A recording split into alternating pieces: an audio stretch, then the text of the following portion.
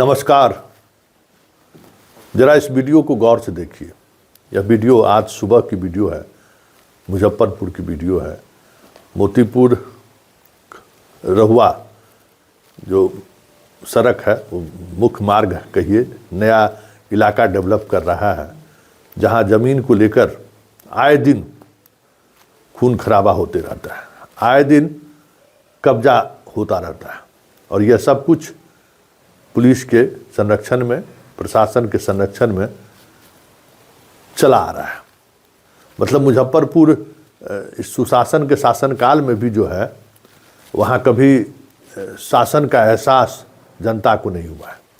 वो बिहार में एक अलगे भूभाग है, वो अलग लैंड कहिए उसको, जहाँ सरकार की आज भी नहीं चलती है, क्योंकि पैसा ही इतना है ना। उत्तर बिहार का कहिए या बिहार का सबसे बड़ा इकोनॉमिक गतिविधियों का केंद्र मुजफ्फरपुर है। जानते ही हैं, सूतापट्टी साड़ी का जो केंद्र है, वो कहने की ज़रूरत नहीं। उत्तर बिहार के या बिहार में सबसे बड़ा मंडी है। जितने बड़े ब्यूरोक्रेट्स हैं, सबके पैसे उस मंडी में लगा हुआ है, सबको पता हुआ है। वहाँ की ज़मीन इतनी कीमती है, वो भी सबको पता होगा कि उसको लेकर क्या क्या होता है और किस स्तर पर खेल होता है। नबरूना हत्या से लेके आए दिन 47 चलता रहता है, वो भी सबको पता होगा। लेकिन उन तमाम बातों के बीच जरा पहले इस सुबह सुबह जो तरतराहट हुआ है रहुआ पेट्रोल पंप के पास, जरा इसकी वीडियो को जरा गौर से देखिए कि दोनों हाथ पे पिस्टल लेके तरतरा दिया है। तो वीडियो को गौर से देखिएगा, उसके बाद हम उस वीडियो के बारे में बताएंगे आपको।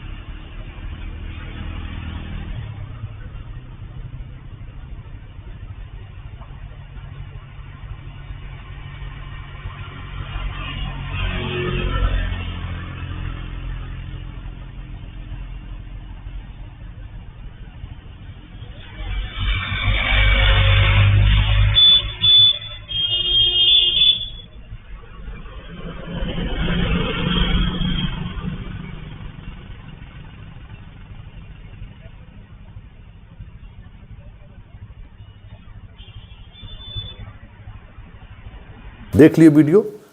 दो लड़का है, मोटरसाइकिल से एक उतरता है, बाउंड्री के पास पहुंचता है, फिर वीडियो चल रहा है, देखते रहिएगा। एक आदमी आता है, बाउंड्री पर उस लड़के से कुछ बात होती है, और जैसे ही वो आदमी लौटता है, सीसीटीवी में जो दिख रहा है, उसके बाद तरतराहट शुरू हो जाती है। सीसीटीवी भी एक रणनीति के तहत लगाया गया, ऐसे लोगों का कहना है। और जिस ठाकुर ने ये आरोप लगाया है कि यह हम पर हमला हुआ है या हमारे हत्या की साजिश रची गई थी, जो कहा जा रहा है, जिस जमीन को लेकर विवाद है, जहां फायरिंग हुई है, वो जमीन का जो मालिक है, जिसका जमीन है, वो सड़क पर है और माफिया बाउंड्री करके रखा हुआ है। लेकिन गांव वाले की वजह से उस जमीन पर कब्जा माफिया का नहीं हो पा रहा है। कई तरह के मुकदमे किए गए हैं जिसका ज़मीन है, वो सब तमाम मुकदमों में बाहर निकलता हुआ चीज़ों को लड़ाई को आगे बढ़ा रहा है, लेकिन कब्जा नहीं हो पा रहा है। तो कहा जा रहा है कि ये फायरिंग जो है उसी कब्जा की साजिश है। अब सच्चाई क्या है ये पुलिस बताएगी आपको, क्योंकि पुलिस पूरे मामले की जांच कर रही है, लेकिन मुजफ्फरपुर पुलिस से विशेष भरोसा करने की जरूरत नहीं है। भू माफिया और मुजफ्फरपुर पुलिस में कोई खास अंतर नहीं। ऊपर लेवल तक इस खेल में लोग शामिल थे, क्योंकि भाई वहाँ करोड़ करोड़ में ज़मीन कब्जा हो रहा है और बेचा जा रहा है। मतलब पैसा का कहिए कि गंगोत्री बह रहा है मुजफ्फरपुर में। एकदम सुशासन का असली रूप देखना तो जाइए मुजफ्फरपुर में, देखिए कैसे सुशासन काम कर रहा है। और विजय सिन्हा और सम्राट चौधरी के जितने भी दावे हैं वो दावे को किस तरीके से अंगूठा दिखा रहा है मुजफ्फरपुर का भू माफिया और अपराधी। कभी मौका मिले तो मुजफ्फरपुर चले जाइए, ये स्थिति है मुजफ्फरपुर का। और सिर्फ इस स्थिति के लिए प्रशासन ही जिम्मेवार नहीं है, वहाँ के जो लोग हैं ना, वहाँ हर वक्त मुजफ्फरपुर एक ऐसा जगह रहा है जहाँ माफिया से कभी अछूता नहीं रहा है। वहाँ कोई न कोई रहा है, किस हर दौर में एक कह सकते हैं कि बाल ठाकरे टाइप कहिए ना, बाल ठाकरे का तो कुछ अलग भी इमेज है, कहिए आप उसको डॉन टाइप का, दाऊद टाइप का। हर वक्त मुजफ्फरपुर में दाऊद जैसा कोई न कोई बादशाह रहा है, कभी इधर कभी उधर, लेकिन रहा है जरूर। एक दौर था, उस दौर में भी था और आज के भी दौर में है। और उस दाऊद की पहचान यही होती थी कि राजनीतिक रूप से, आर्थिक रूप से, सारी गतिविधियों पर उस डॉन का कब्जा होता था। एक दौर में किसी और का कब्जा था, आज किसी और का कब्जा है। सब पार्टी में विधायक, विधान परिषद, सांसद पहले भी रहता था, आज भी रह रहा है। और वही ताकत है इस नेटवर्क को चलाने में।